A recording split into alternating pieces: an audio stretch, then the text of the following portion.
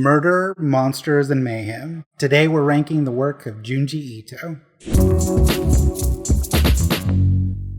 Hi, I'm Riley and this is Vibe Killer. We're ranking all of Junji Ito's comic books today from S tier to F tier. S tier meaning it's unskippable, read it before you die. F tier means it's unreadable garbage, don't even think about buying it. If you're not familiar with Junji Ito, he's one of Japan's most famous manga creators, especially in the horror genre. He's been working since the 80s, and right now he has a new Netflix show with an Adult Swim show coming down the pipe.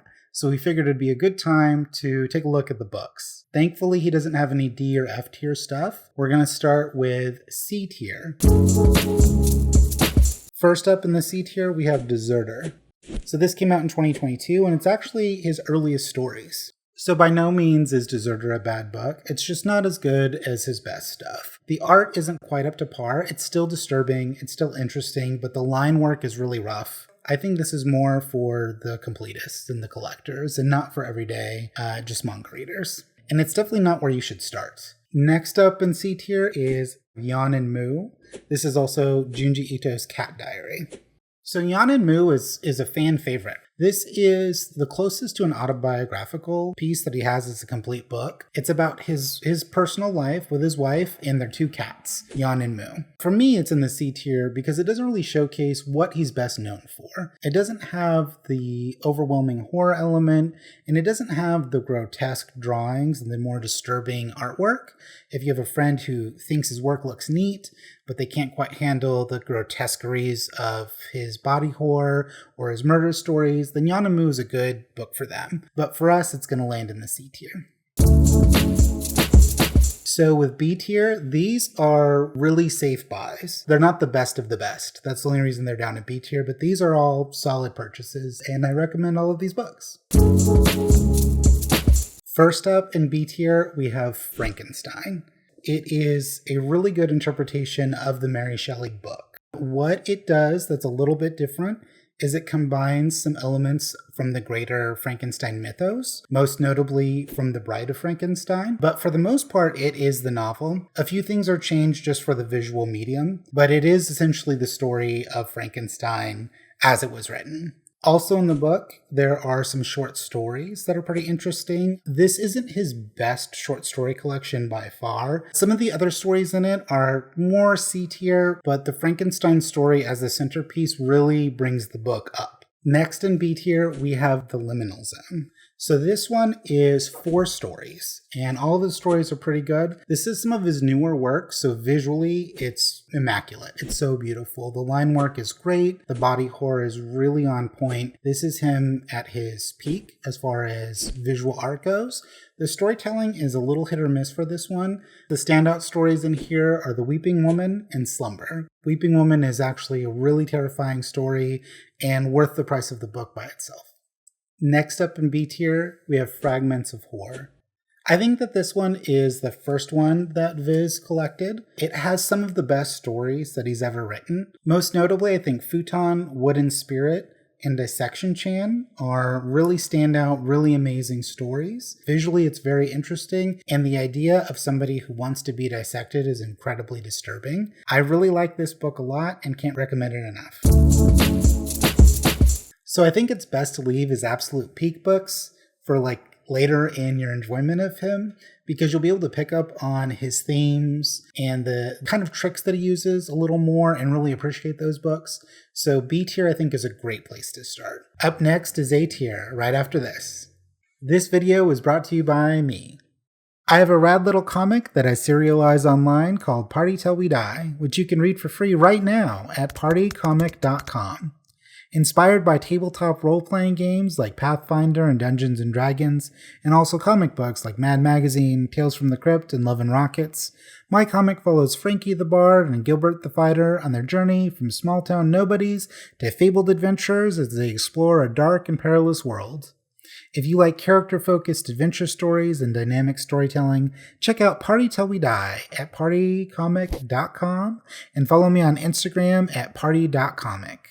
And now let's get back to ranking Junji Ito. Up next, A tier.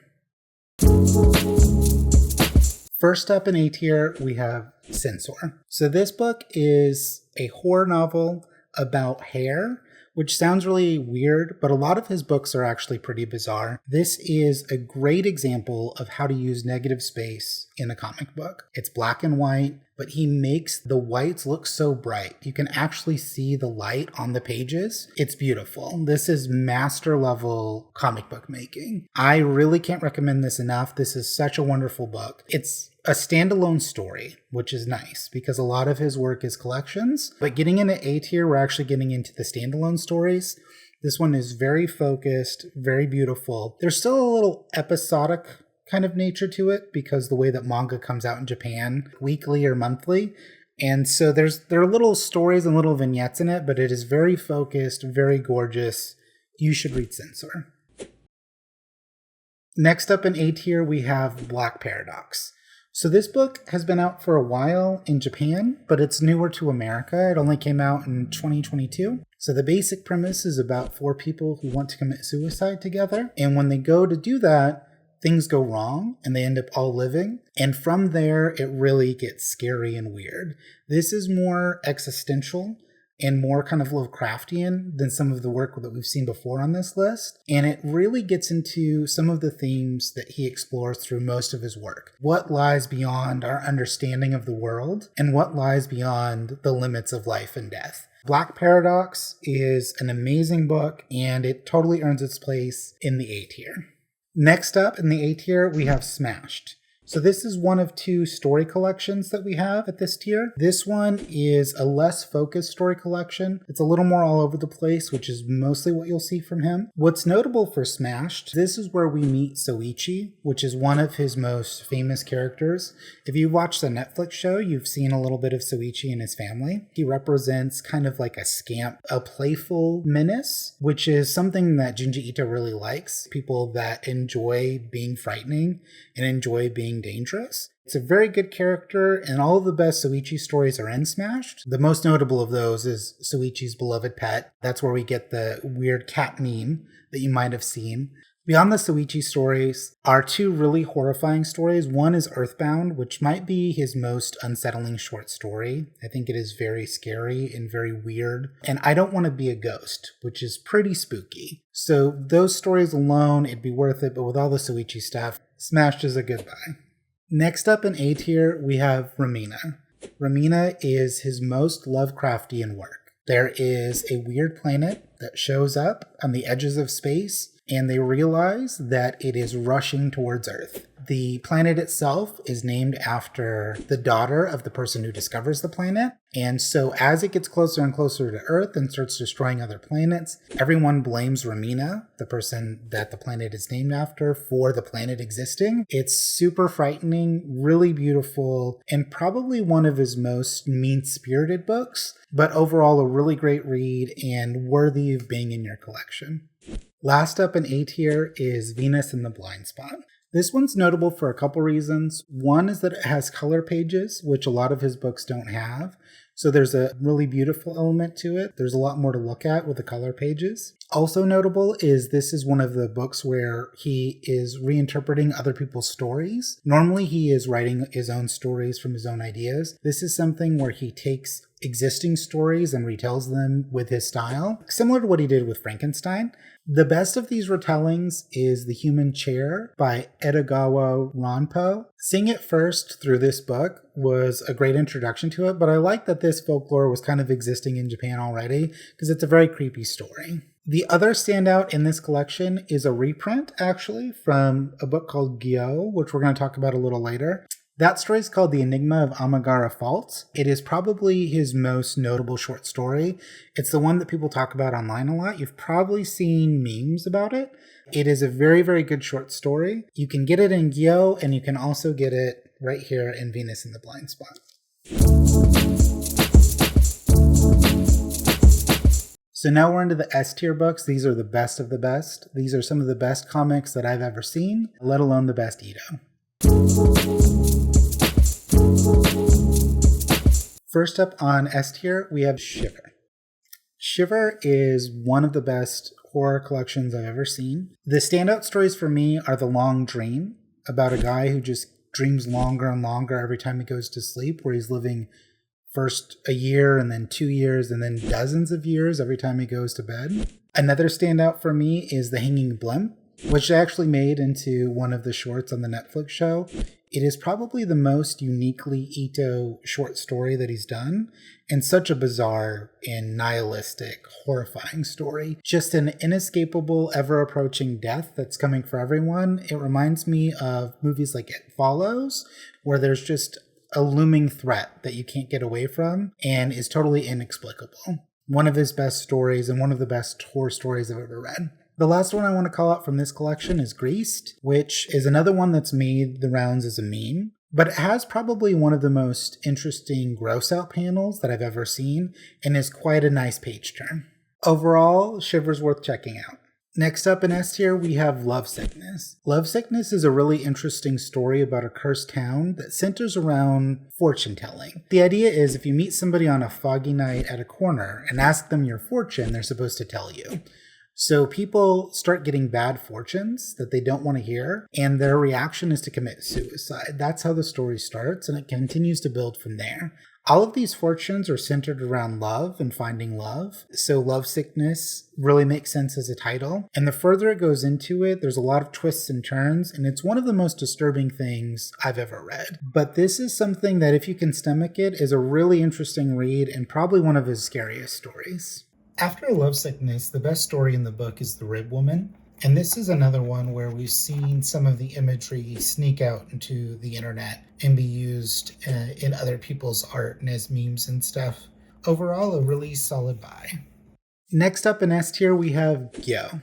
This is Junji Ito's creature feature. It is probably the most monster-focused book he has. There is a weird mechanical fish zombie thing that comes out of the sea, and it just spreads from there, making other things mechanical and zombified until it reaches humans, and it just goes completely out of control. This is another one that is kind of nihilistic, and there's this idea of inescapable horror that is really compelling, especially when you mix it with the monster movie ideas. It is full of humor, full of gonzo body horror, lots of grotesque imagery, something to really study. I've read this book 3 or 4 times at this point, and I can see myself reading it again just because there's so much that happens in it that you forget in between readings, and visually it's incredibly compelling.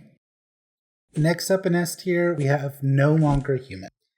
This one is really interesting because this one is a retelling of a classic Japanese novel, and if I understand correctly, the original translation was No Longer Qualified to Be Human. It is a story about just a lecherous, awful man. He's a drunk, he's bad with women, and more than anything, he hates himself. It is one of the saddest graphic novels I've ever read, and it's disturbing in a way that Junji Ito usually isn't, where he's usually going for shock and grotesquerie and body horror. This is disturbing in an emotional sense. It's nihilistic like some of his other works, only because it shows how dark and pathetic human beings can be, but it captures a lot of depth of character and storytelling that he doesn't usually attempt. I think it showcases what a great manga artist he really is and what a great bookmaker he is. I think that this book is a standout in the sense that not only will fans of Ito like it, but I think you could give this to a lot of people who are just into great literature, and they would get a lot out of this book. Just a masterpiece of literature, and I really recommend No Longer Human.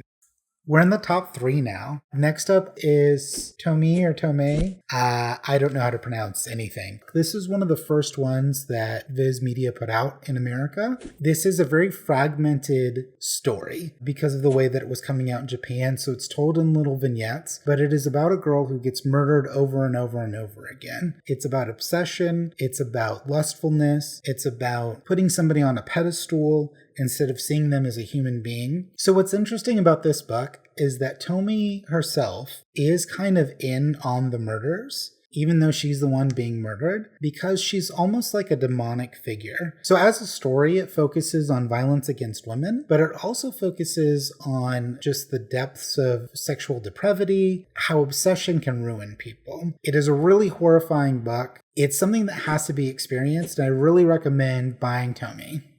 So we're up to the last 2 books in S tier. This one I think is a bit of a dark horse. I don't know that this is everybody's favorite Junji Ito, but it's my second favorite, and that's Dissolving Classroom.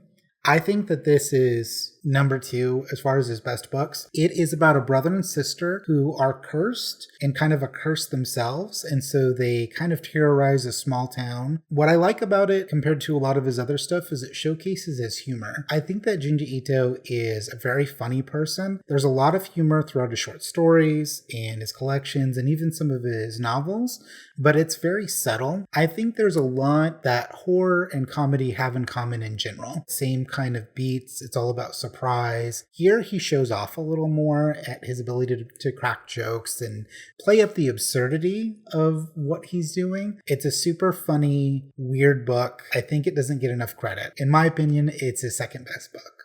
Finally, we're at the top of S tier. I think Uzumaki is Junji Ito's best book and one of the best horror mangas and one of the best stories I've ever read. Uzumaki is a very bizarre tale about a town that is cursed by a spiral. It is really about obsession and madness and the way that human beings look for patterns and the way they can get fixated on small things. And the way that it manifests in this book is so otherworldly and so unsettling that such an absurd idea actually becomes really scary. It sounds so silly just on its face that it is hard to take seriously, but as soon as you start reading it, he approaches it with such respect for this weird idea and plays it so straight and takes it to its furthest extent that it is beyond explanation. It is an overwhelming narrative. It is so much bigger than you think it is, and so much happens. I can't recommend Uzumaki enough. I'm super excited about the Adult Swim show. Adult Swim, please don't fuck it up. It's like the best thing he's ever made. You have to read this book. I think this is a must-read, must-own for any horror fan. If you like Lovecraftian, otherworldly tales, you really should read this book. It is unskippable. So there we have it. Those are all Junji Ito books ranked. I skipped the coloring book and I skipped the one that just showcases art from different books because there's no narrative there. I'd love to hear your opinions. So if you think I've messed up this list, go and let me know in the comments. Thank you so much for watching, and we'll see you next time on Vibe Killer.